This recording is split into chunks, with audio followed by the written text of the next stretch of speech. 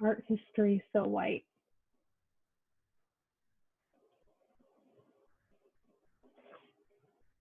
I failed a lot. In 2013, I was on top of the damn world. Me, a community college graduate, first generation college student, Latinx mujer, got accepted to one of the top art schools in the nation. Unbelievable. I packed my little bags and I said goodbye to my family and friends and moved to Chicago, Illinois, with something to prove and no intention of coming back to California. I was going to be a curator, but no one tells you how to do grad school. And as a first generation college student, I just had no idea what to expect. Imposter syndrome is real. I was severely ill-prepared for the drastic changes in not only the educational experience, but most importantly, the lack of sense of belonging I faced as one of the few Latinx students in my cohort. I thought to myself, am I stupid? How did I get into the school in the first place? Were they trying to meet their diversity quota? Needless to say, my mental health took a turn for the worse. Eventually, I had to make one of the most challenging decisions I've had to make thus far. Drop out of grad school and admit to failure, or risk my well-being and finish the program. Failure was my only choice. You might be thinking, so what? What does this have to do with your leadership journey? My failures got me where I am today. My name is Carla Monterey, and I am a candidate for the Master of Arts in Leadership Development at Chapman University. For this capstone project, I feel honored to be able to contribute to collaborating on a grant proposal and program development for a Fullerton College initiative aimed at supporting women of color interested in pursuing art world careers.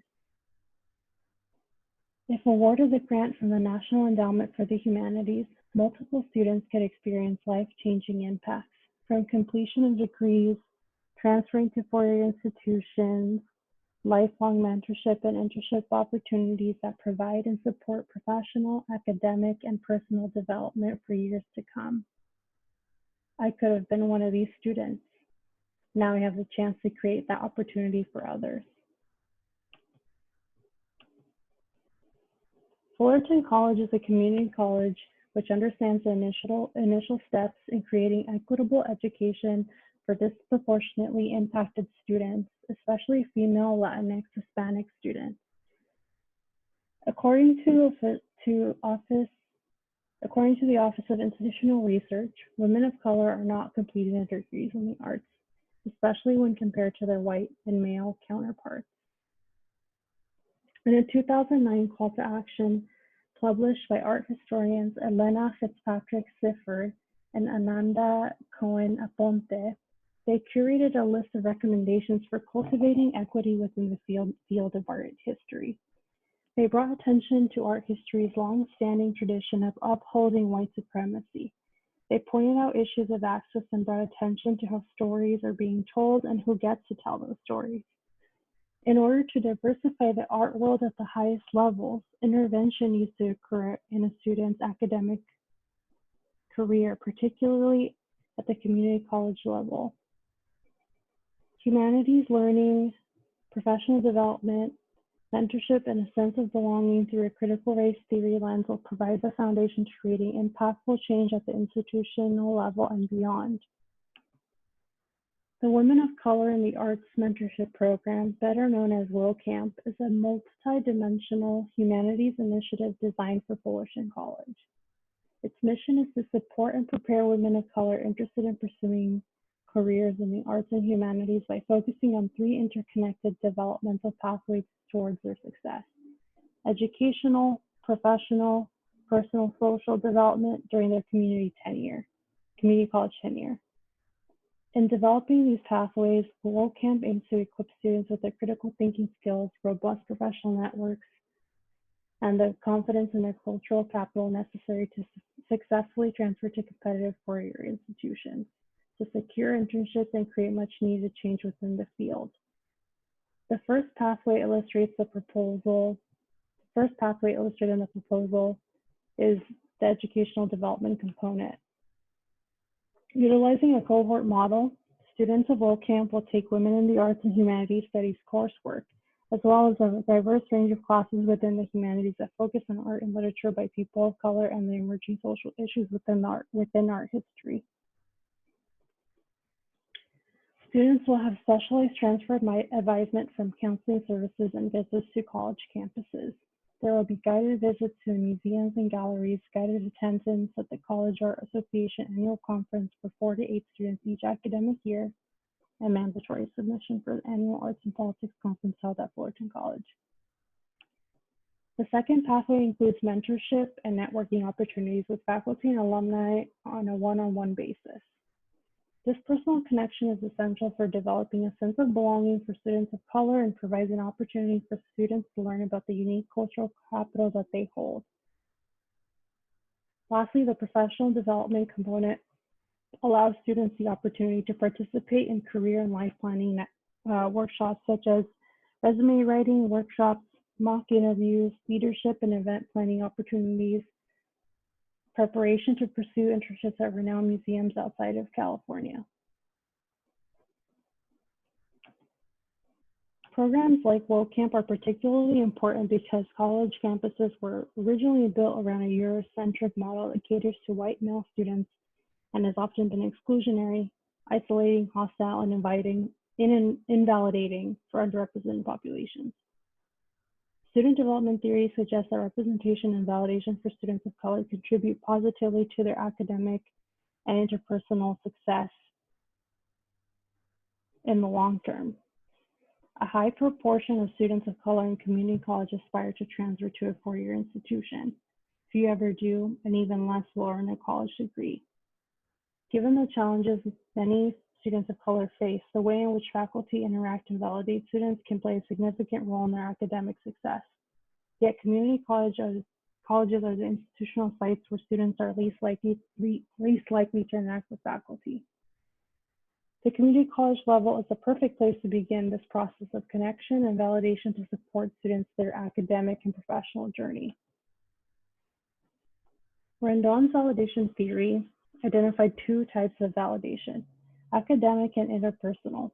Academic validation occurs when faculty or student affairs staff initiate contact with students and help them believe in themselves as learners, which lead them to attaining confidence in their identity as college students. Interpersonal validation occurs when institutional agents take initiative to nurture students' personal and social development. What is critical to note is the lasting impact that this has had on students in the development beyond community college.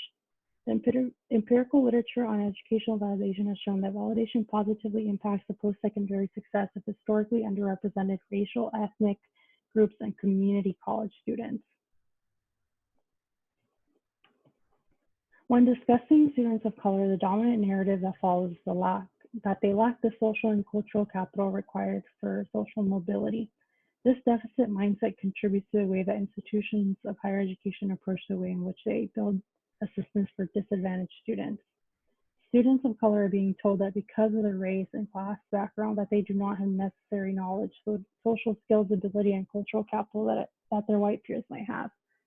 WorldCamp recognizes this narrative and aims to operate from a critical race theory lens by establishing the importance of cultural capital wealth. Cultural wealth aims to reframe deficiencies and instead seeks to find richness in students of color experiences, leveraging them and renaming them as cultural wealth. Community cultural wealth includes a variety of skills, abilities, and knowledge that is utilized by communities of color to resist against forms of oppression faced in daily life. The critical race theory lens identifies 6 forms of capital that communities of color possess, forms of cultural wealth: aspirational capital, linguistics, familial, social, navigational, and resistance capital, cited by Yoso. Utilizing a critical race theory lens forces educators to critique the deficit theorizing data that limits and easily defines the way we omit the voices of people of color.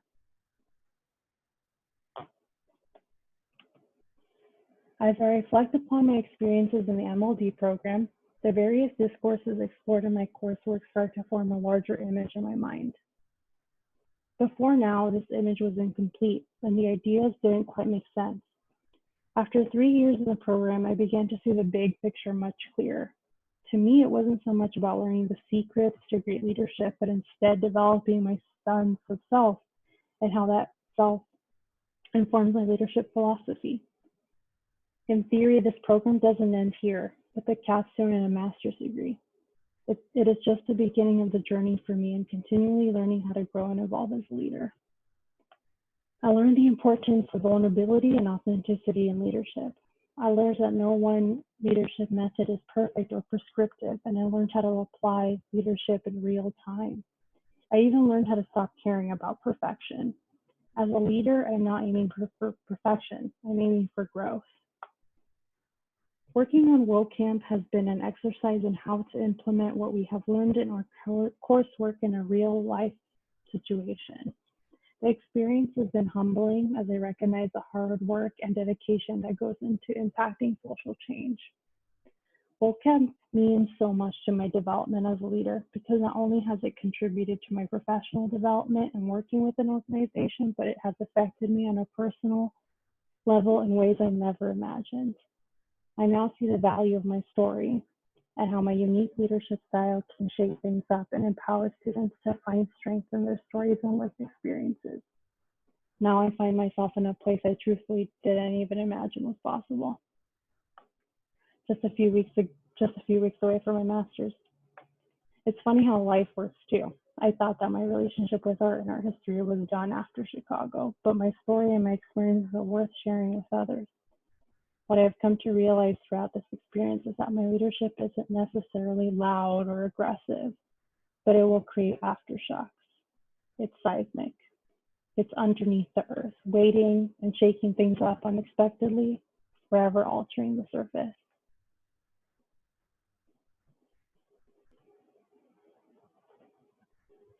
Gratitude. I just spoke about vulnerability and authenticity, but this part of the speech has got to be the hardest, not because I don't know how to express gratitude, but because I'm overcome by the emotions that I feel towards the individuals that helped me to get to the place that I am today. I want to say thank you to my parents. Their sacrificing and endless support of my journey, I will forever be grateful for. I'm crying already.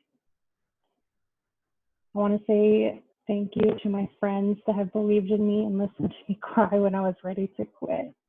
Annette, Ariel, Elise, Jillian, Megan, my mentor and friend who believed in me and the capacity of my leadership. My accountability team, Jess and Victoria. We locked ourselves in the library every weekend. We did the Pomodoro method, and I could not have done this without you. We even did online virtual sessions during the pandemic. Lastly, the MLD faculty that didn't let me quit. Thank you.